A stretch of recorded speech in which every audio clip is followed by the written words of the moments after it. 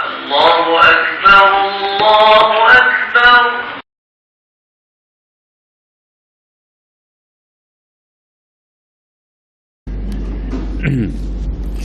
Assalamualaikum warahmatullahi wabarakatuh.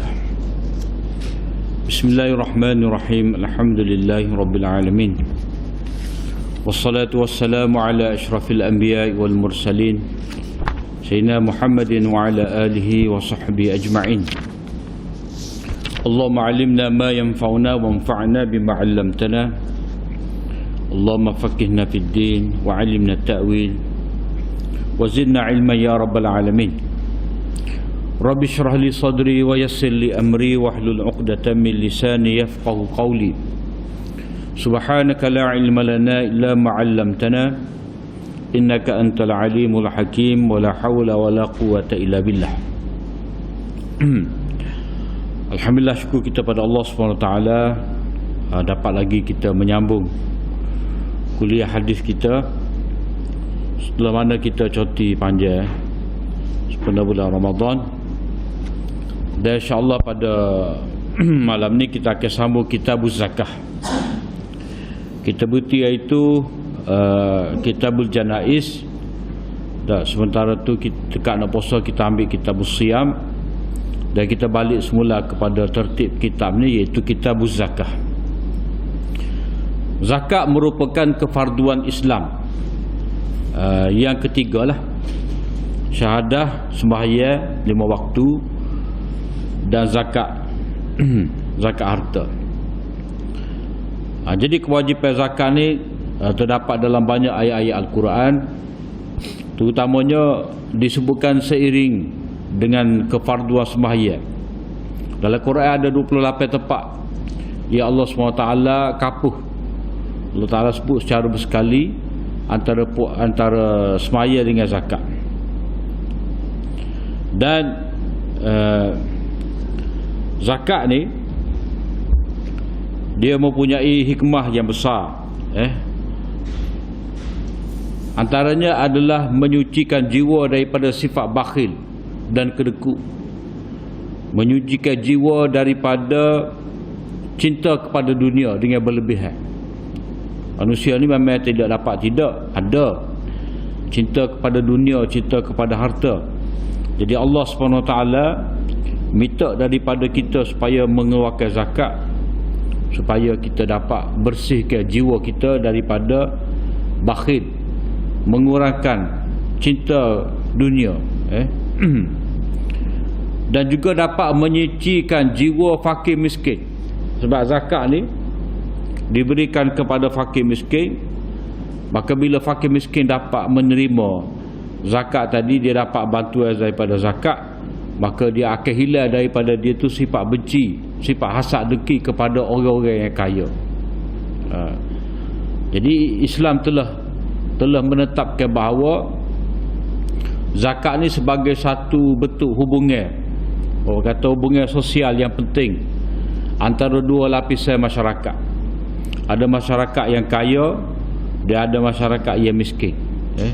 Sebab itulah adalah hadis yang kita pernah baca dahulu, tukhadhu min aghniyaihim wa turaddu ila fuqaraihim. Zakat itu diambil daripada orang-orang kaya di kalangan mereka dan diberikan kepada fuqara di kalangan mereka juga. Maknanya mutakut tu jugalah.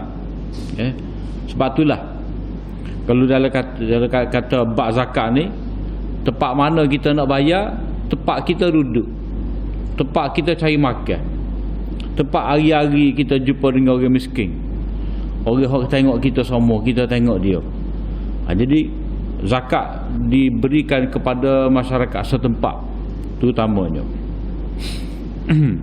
Ya, supaya ibadat korban lah.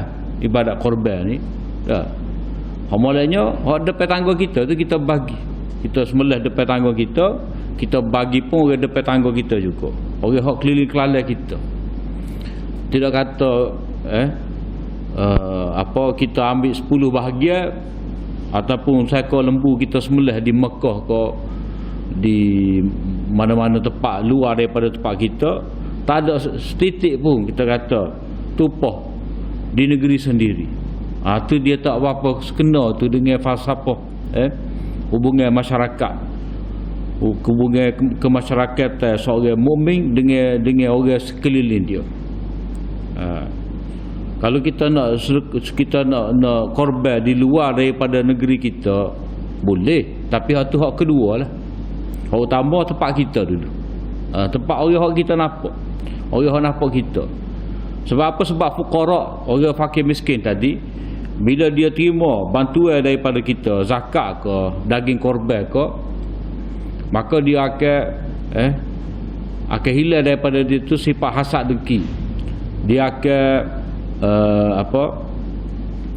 dia akan gembira, akan ada hubungan kasih sayang antara kita yang memberi dan dia yang menerima. Sebab itulah penting semua tu.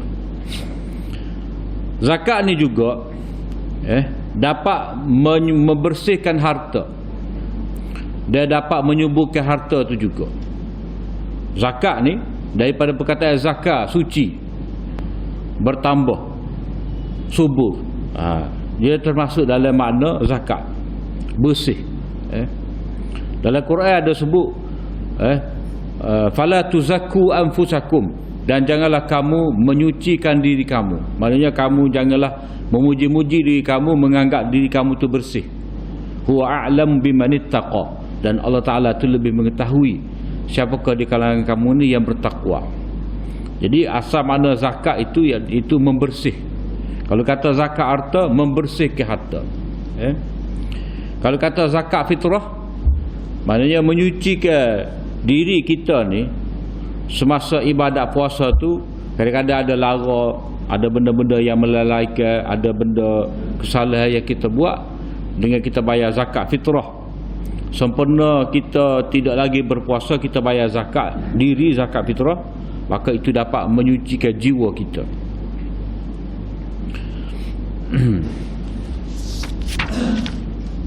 Zakat ni juga tanda seorang tu masuk dalam Islam. Tanda seorang tu masuk dalam Islam, tanda seorang tu bersaudara dengan kita. Allah SWT menyebut fa in tabu wa aqamus salata wa atawuz zakah fa ikhwanukum fid din. Sekiranya mereka itu bertaubat, yakni meninggalkan syirik, meninggalkan segala bentuk kufur, mereka mendirikan semaya dan menunaikan zakat, maka mereka itu saudara kamu. Dah. Sebelum pada tu Allah Ta'ala sebut fa in tabu wa aqamus salata wa atawuz zakata fakhallu sabilahum. Kalau mereka itu bertaubat, membersihkan diri daripada syirik, daripada kufur, lalu mereka mendirikan semaya dan menunaikan zakat, fakhallu sabilahum, lepaskanlah mereka. Maknanya jangan kamu perangi mereka, jangan kamu ganggu mereka, sebab sudah menjadi saudara. Sebab itulah Sayyidina Abu Bakar adalah orang yang mula-mula sekali memerangi orang-orang yang tidak mahu membayar zakat. Sebab zakat ni hak fuqara, hak orang miskin. Jadi Allah SWT, Nabi SAW menyebut zakat bersama dengan sembahyang, bersama dengan syahadah. Umirtu an uqatilan nas hatta yaqulu la ilaha illallah wa anni Muhammadar Rasulullah wa yuqimus salah wa yutuz zakah. Aku diperintahkan supaya memerangi manusia sehinggalah manusia itu mengucapkan la ilaha illallah Muhammadur Rasulullah, mendirikan semaya dan menunaikan zakat. Jadi Abu Bakar memerangi golongan yang membezakan di antara semaya dengan zakat. Sebab itulah orang yang mula-mula sekali memperjuangkan hak fuqara ni bagi peringkat negara sehingga melancarkan peperangan terhadap orang yang tak mahu bayar zakat, Sayyidina Umar lah, Sayyidina Abu Bakar lah. Kepentingan zakat. Kemudian kita pergi kepada hadis yang pertama. Sebelum kita pergi pada hadis yang pertama ni, kita biar jelas dulu apakah yang dikatakan sebagai zakat. Zakat ni satu jumlah harta yang telah mencapai nisab dah, lalu dia ambil satu juzuk dia lalu diberikan kepada fuqara. ataupun pada golongan yang berhak. Satu harta yang khusus yang diberikan kepada golongan khusus, dengan syarat yang khusus. Maknanya bukan semua harta ni kena zakat. Kadang-kadang orang kan dia tengok kita boleh pitih, dah. Tahu kita boleh pecing, dah. Zakat tu, dah. Ataupun lepas puasa kita nego, bolehlah untung, dah 10,000. Bayar zakat tu. Derah baca kita supaya bayar zakat. Jadi zakat ni Allah Ta'ala dan juga Nabi SAW telah menetapkan qadar dia. Orang panggil nisab. Kalau ke Ellen ni mah ni, dah, nisab dia sampai 22,000 ataupun 21,000. Banyak kalah tu. Mana kalau ada seseorang tu mah perak ataupun duit ringgit dalam bank tak usik selama setahun sebanyak 21,000 ataupun 22,000 ni, barulah dia dipanggil sebagai orang yang kaya, wajib membayar zakat. Jadi Islam ni tidak kata tengok orang tu lebih, ada pitih lebih sikit cara nak ambil zakat. Tidak. Zakat tu dia ada nisab dia. Kalau orang tak capai nisab tahap tu, maka dia tidak dibebankan supaya bayar zakat. Tetapi kalau dia nak bermurah hati, dia nak bersedekah, nak derma, tu suku. Itu sukarela dia. Tetapi sebagai satu kewajipan tidak. Sebab zakat ni dia banyak syarat juga. Syarat cukup harta, kemudian dia ada pula qadar dia. Dan satu lagi berlalu tempoh setahun. Sebab dia kira setahun tu tempoh yang mana harta tu berpotensi untuk subur, untuk bertambah. Hadithu Abi Sa'id al-Khudri radhiyallahu anhu qala an-nabi sallallahu alaihi wasallam laisa fima duna khamsi awaqin sadaqah wa laisa fima duna khamsi zawdin sadaqah wa laisa fima duna khamsi awsuqin sadaqah. Riwayat daripada Abu Sa'id al-Khudri bahawa Nabi sallallahu alaihi wasallam bersabda, tidak ada pada sesuatu yang kurang daripada 5 awak itu. Tidak ada sesuatu yang kurang daripada 5 awak itu sedekah. 5 awak ni uqiyah. Uqiyah ni sebanyak 40 dirham. Kira dia 40 dirham dipanggil, orang Arab panggil satu uqiyah sebanyak 40 dirham. Jadi kalau harta tu kurang daripada 5 awak dah, maka tidak dikenakan zakat. Sedekah di sini dengan mana zakat? Dalam bahasa Quran, dalam bahasa hadis, dia kadang-kadang dia boleh tukar ganti, pergi mari antara sedekah dengan zakat. Biasa tu. Zakat dengan mana sedekah, sedekah dengan mana zakat, itu istilah dalam Quran, boleh tukar ganti. Cuma dalam fiqh ni dia beza lalu. Kalau kata zakat fardu, sedekah ni hak sunat. Kalau kata sedekah tu sebagai zakat, kitab fiqh ke kata sedekah mafruḍah, sedekah wajib, sedekah fardu. Jadi hadis ni nak memberitahu kepada kita nisab, jumlah harta yang diwajibkan padanya itu zakat. Jadi Nabi kata tidak dikenakan zakat pada dirham yang kurang daripada 5 awak. Satu awak sebanyak 40 dirham. Dah, 40 dirham. Jadi 40 kali 5 maknanya 200. 200 dirham. 200 dirham. Kaya dah tu. Kalau dinar, dah. Kalau dinar 20 dinar. Kalau dinar sebanyak 20 dinar. Orang nikah tu dia bawa dinar tu kan, berapa tu? Dah, sekeping dinar, 1 dinar tu mungkin dalam 10,000 tu. 1 dinar tu 10,000. Dah. Tu bahagian perak, perak. Jadi perak ni duit pada ketika tu lah. Duit pada ketika tu dalam bentuk dirham. Dirham tu perak. Dinar duit emas. Walaysa fima duna khamsi zaudin sadaqah. Tidak ada sedekah pada binatang ataupun pada unta yang kurang daripada 5 ekor. Ada 5 ekor unta baru kena zakat. 5 ekor. Gak 5 ekor ni kaya benar lah. Ada 5 ekor unta. Jadi hak kena keluarnya sebanyak seekor kambing. 5 ekor unta, seekor kambing. 10 ekor unta, 2 ekor kambing. Gitulah dia 5-5. Setiap 5 ekor unta maka seekor kambing.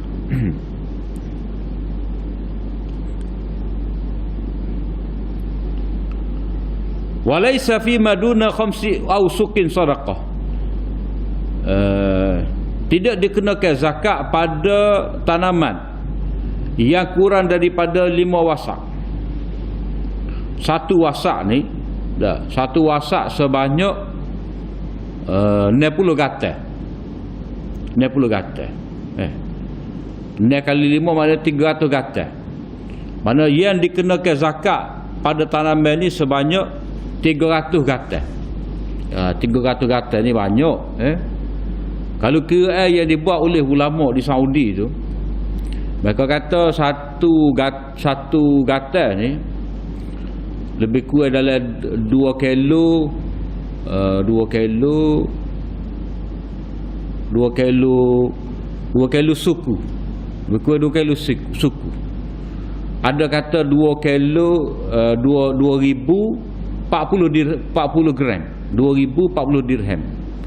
2000 gram 2040 gram. Ada yang kata 3 kilo. Mana sebagai ihtiyat 3 kilo kata dia. Jadi macam-macam lah. Patut, tapi hal ni dia berkata pada tempat kita lah. Kalau kata majlis ni berapa? Kalau padi tu dah 300 gatal tu berapa? Kira dia berapa kilo? Sebab kita akan tukar ni. Orang tak kira cupak tu. Letih. Ramelan ni letih nak kira tu. Payah. Kira bubur dalam satu lori tu, tahu dah berapa kilo tu. Berapa kilo tu. Bubur dalam guni siap-siap tak atas lori. Tahu dah berapa kilo tu. Jadi kalau kata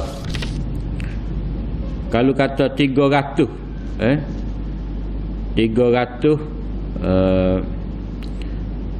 kalau kata 300 gatal dah.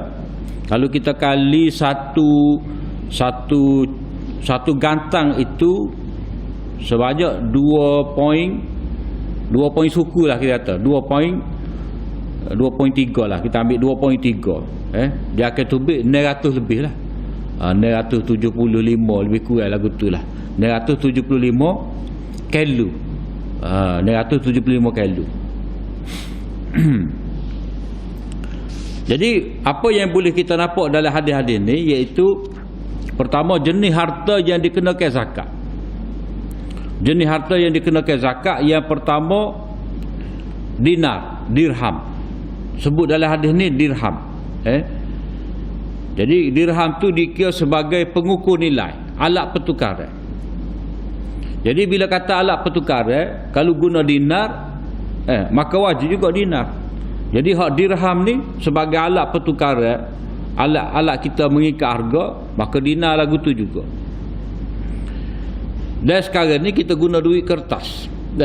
Duit yang dipernilaikan, duit yang disah nilai dengan sebanyak sekian-sekian, maka kena zakat juga. Sebab yang diambil kira bukan kertas itu, tetapi nilai dia. Jadi macam juga emas perak. Emas perak dia dikenakan zakat kerana nilai dia. Bukan semata-mata dia tu logam, tapi sifat logam itu logam yang ada nilai. Logam yang boleh mengukur nilai, boleh mengikat nilai sesuatu, ada rega. Jadi kita guna duit kertas sekarang dia sebab kita nilai atas apa? Atas emas ada. Atas emas hak ada tu. Itu jenis zakat. Jadi bila Nabi SAW sebut perak, maka perak tu pertama sekali dia sebagai alat pertukaran, dan yang kedua dapat dikiaskan juga dengan dinar, emas. Sebab kalau banding antara emas dengan perak ni mana lebih mahal? Lebih mahal emas. Dan nilai dia pun tinggi. Begitu juga wang kertas ni diberi nilai atas nilai emas juga. Maka sebab itulah dikenakan zakat. Tapi ada pendapat-pendapat yang kata wang kertas ni tidak boleh dibayar zakat, tak wajib. Itu pendapat yang tak tepat. Sebab benda tak ada nilai. Dah. Kalau kata tak kena zakat pada wang kertas, dah. Acu soyok kita kata ayat dia. Acu demo soyok piti demo. Tak usah kata 100 riyal lah. 5 riyal. Derah tari saltik kalau saya sikit. Dah. Sebab ada nilai. Jadi benda ada nilai ni, benda yang bertambah. Benda ada kemungkinan bertambah. Bila ada kemungkinan bertambah, maka kena zakat. Sifat zakat ni, setiap benda yang boleh menjana keuntungan, bertambah nilai. Kalau kata kambing tadi dah, kalau kita ada 40, kalau kita ada 40 ekor kambing, seekor kambing kena keluar zakat. Dia kambing ni dia beranak semacam, unta dia beranak semacam. Jadi bila ada dia akan membiak. Kalau kita ada pitih tu dia akan membiak. Sama ada membiak kita pitih tu akan berkembang. Dengan cara mana? Dengan cara kita buat nego, kita laburkan. Tu dia panggil sebab kepada bayar zakat. Sebab harta tu, jenis harta yang dikenakan zakat ni, benda yang dapat bertambah. Dia ada potensi untuk subur.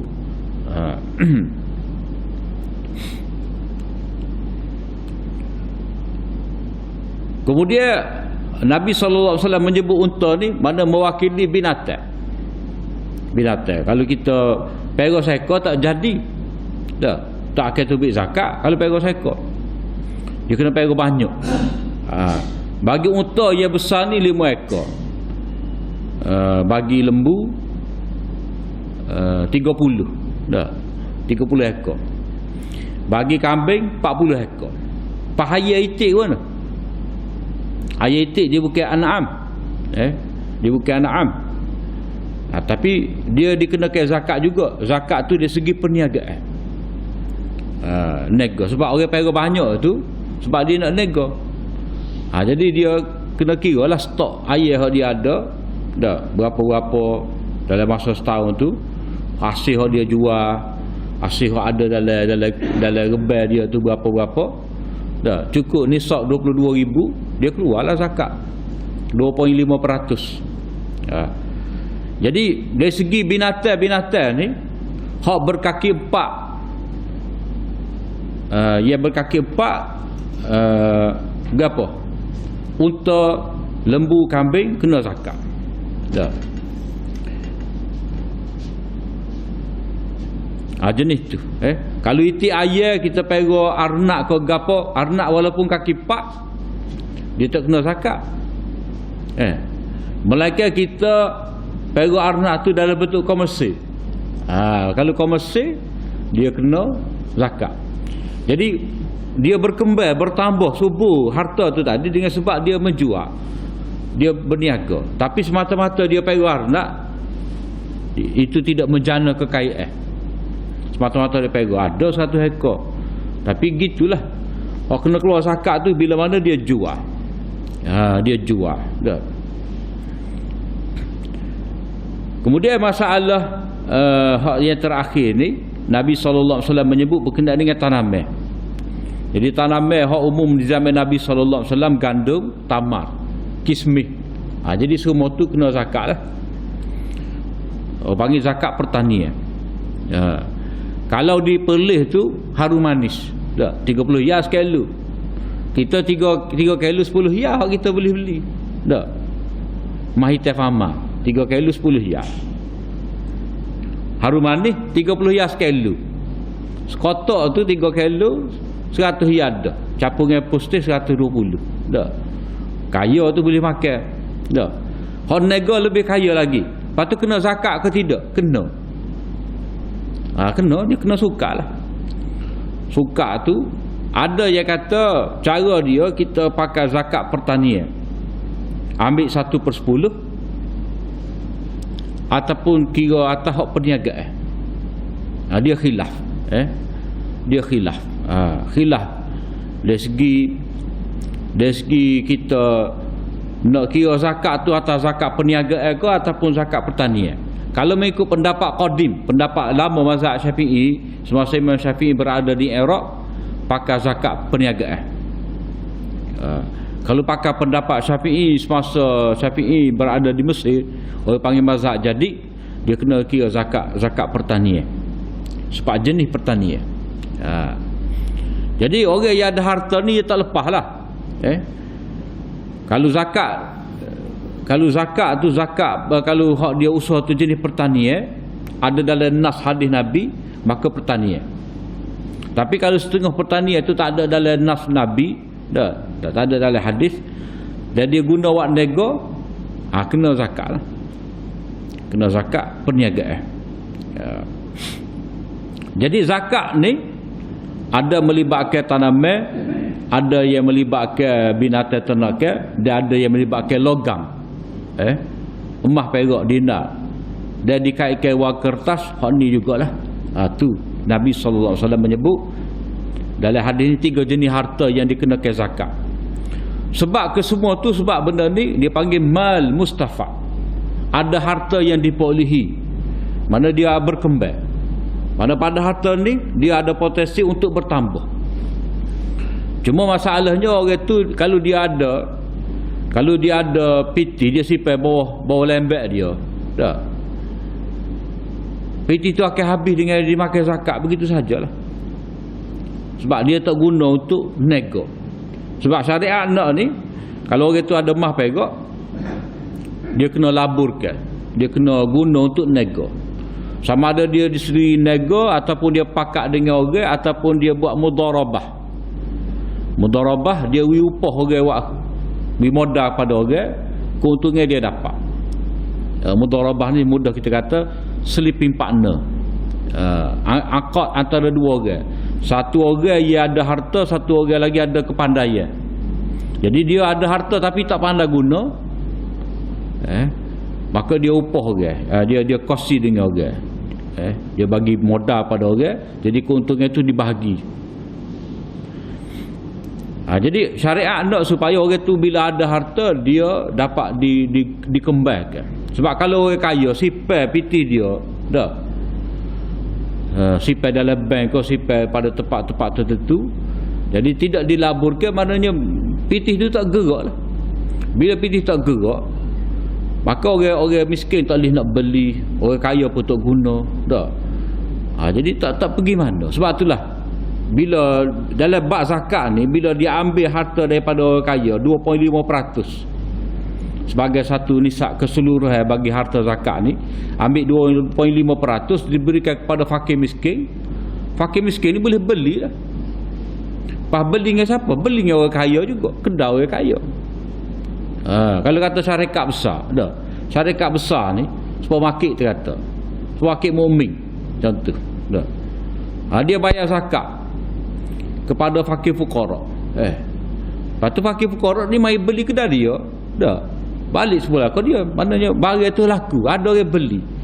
Kalau barang ada mahal pula tu, lepas tu tak ada orang siapa beli, orang miskin boleh tengok je, tak boleh nak beli, tak ada juga. Maka sebab itulah syariat menetapkan bahawa zakat diberikan kepada fakir miskin. Fakir miskin ni dapat guna, dapat beli.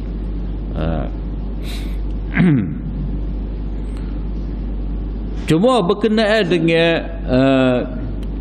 dengan haul ni, mana tempoh 1 tahun. Maknanya tempoh yang diberikan oleh syarak dikira sebagai tempoh yang berpotensi untuk harta tu berkembang, iaitu selama setahun. Setahun ni dah, setahun qamari lah. Setahun qamari maknanya bulan hijrah, bukan bulan masihi. Sebab kalau bulan masihi 365 hari tak. Yalah 365 hari. Kalau bulan qamari ni 300 tak apa dah. Tak apa 365 tu. Jadi kalau bayar dengan bulan kalau bayar dengan tahun masihi, dia akan jadi kita ni menangguhkan zakat. Sebab bulan masihi dia lebih banyak lagi daripada bulan qamari, bulan hijri. Maka sebab itulah kita kena bayar zakat mengikut bulan tahun qamari, tahun hijri. Jadi tempoh tu kepada kalau kita kata seorang tu ada gapo kambing lah, dia ada kambing 40 ekor, katalah pada 1 Muharram 40 ekor ada, akhir 30 Zulhijjah tu 40 ekor juga ataupun 45 ekor, dia kena bayar zakat.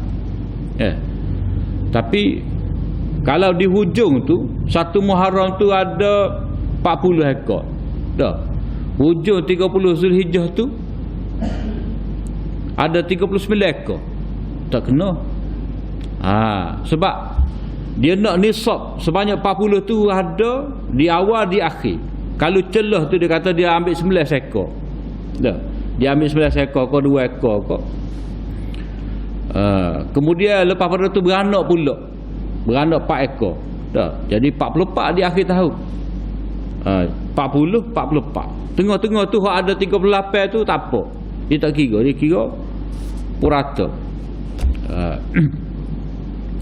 Jadi syariat nak supaya ada satu tempoh dia cukup nisab, awal tahun akhir tahun. Cuma berkenaan dengan zakat tanaman ni, dia tidak disyaratkan berlalu setahun. Maknanya kalau orang tu dia tuai hasil padi dia, dah, dia bayar selalu lah, tak payah tunggu setahun. Sebab apa? Sebab maksud daripada tunggu setahun tu, haul tu maksud dia tempoh dia dikira sebagai harta tu berpotensi untuk berkembang. Jadi tanaman ni dia tak berkembang dah, malah dia akan rosak lah. Kalau kata zakat tadi, zakat padi, lepas tahun baru kita nak duduk dalam, dia panggil apa dari tempat simpan dia tu, bahasa kampung dulu kita pun tak ingat dah. Baluh dia, duduk dalam baluh dia, duduk dalam baluh dia setahun, lepas tu baru nak waktu ambil zakat, tengok-tengok makan bubuk dah. Tu tidak bijak lah kalau syariat menetapkan untuk tanaman ni kena cukup setahun. Sebab apa? Sebab dia telah pun berkembang dah. Sebab asalnya kita buh benih tu sebutir dah, lepas tu ambil 7 takar dah. Setiap takar tu ada katalah ada 10 ke, ada 100 ke. Jadi sudah berkembang daripada sebutir benih mengeluarkan banyak benih. Jadi dia sudah subur. Bila telah subur, tak ada dah potensi untuk subur, maka pada ketika tu untuk zakat tanaman ni tidak perlu kepada tunggu setahun. Adapun harta simpanan emas, perak, hak perniagaan, ternakan ni, dia kita akan nampak dia tu subur tu dari tempoh setahun. Tapi kukuk mana pun subur tu ada. Untuk zakat pertanian dia telah mencapai subur. Untuk zakat hal lain tu pada tempoh setahun tu dikira ada potensi untuk disuburkan. Sebab itulah dalam hadis riwayat Aisyah, Nabi SAW memerintahkan supaya diperniagakan diperniagakan harta anak yatim ni, maknanya kena laburkan harta anak yatim ni supaya tidak dimakan oleh zakat. Maknanya kalau orang tu penjaga harta anak yatim, dia kena guna dengan sebaik-baiknya harta tadi untuk pelaburan, supaya duit budak tadi dia akan bertambah. Kalau kata masa dia terima pusaka daripada ayah tu sebanyak 22,000 dah, katalah 25,000 dia terima daripada ayah dia. Jadi kalau duduk dalam peti rumah dia tak ada siapa guna untuk melabur, dia akan kurang. Tahun depan kena waktu beri zakat, tahun depan kena waktu beri zakat, lama-lama kau sikit. Sebab itulah duit tadi kena letak pada pelaburan. Buh ASB kau, dah tabung haji kau. Sebab boleh diambil manfaat ada. Duit tu di samping terpelihara, terjaga, duit tu dapat jadi modal. Untuk tabung haji kau, untuk syarikat-syarikat kau, lepas tu dia akan bayarlah keuntungan kepada budak tadi, dividen. Lepas tu kalau tabung haji sendiri bayar zakat. Beres dah. Jadi duit tu dapat berkembang. Kemudian hadis berikut ni, babul la zakata 'alal muslim fi 'abdihi wa farasihi. Tidak ada zakat ke atas orang Islam pada hamba dan kudanya. Hadis Abi Hurairah radhiyallahu anhu qala Nabi sallallahu alaihi wasallam, laisa 'alal muslim fi farasihi wa ghulamihi sadaqah. Tidak dikenakan zakat ke atas orang Islam pada kuda dia dan pada hambanya. Tak kena zakat. Sebab apa? Sebab kuda hak dia naik tu dah, hamba hak dia guna sebagai perkhidmatan, itu harta yang tidak ada potensi untuk berkembang. Dah. Mana kuda dia hak dia buat naik lah, gi mari. Ataupun kuda ni dikecualikan oleh Nabi sallallahu alaihi wasallam sebab dia satu pemilikan kegunaan peribadi, bukan untuk tujuan komersil. Yang kedua, ini sebagai alat jihad. Kuda ni faras, ni alat jihad. Jadi bila alat jihad, syariat tidak bebankan orang tu bayar zakat dengan kuda dia. Jadi kuda ni hanya dikenakan zakat bila mana kuda komersil. Dia pegang kuda, dia pegang kuda 40 ekor kau, berapa kau, kena dikenakan zakat lah. Nak kira lah ke mana? Kira pakai zakat perniagaan lah. Zakat perniagaan. Jadi kuda kau, hema kau dah, dikenakan zakat sekiranya itu adalah kegunaan dengan tujuan komersial, perniagaan. Bayar 2.5%. Jadi di sini kita boleh nampak kaitan antara hadis ni dengan hadis sebelum pada ni. Itu jenis harta yang dikenakan zakat, harta yang berpotensi untuk berkembang biak, harta yang tidak dikenakan zakat bila harta tu digunakan untuk kepentingan peribadi. Kalau kita nego kan, dah kita pakai kereta mahal setara mana pun tak kena zakat atas tu. Sebab ni kereta kita naik. Tapi kalau kita jual kereta, dah kenalah zakat tu. Zakat nego tu. Tapi kalau kereta kita guna peribadi, tidak dikenakan zakat. Kemudian hadis satu lagi tu, bab memberi dan juga menegah daripada zakat. Wallahu a'lam. Wa akhiru da'wana alhamdulillah rabbil alamin.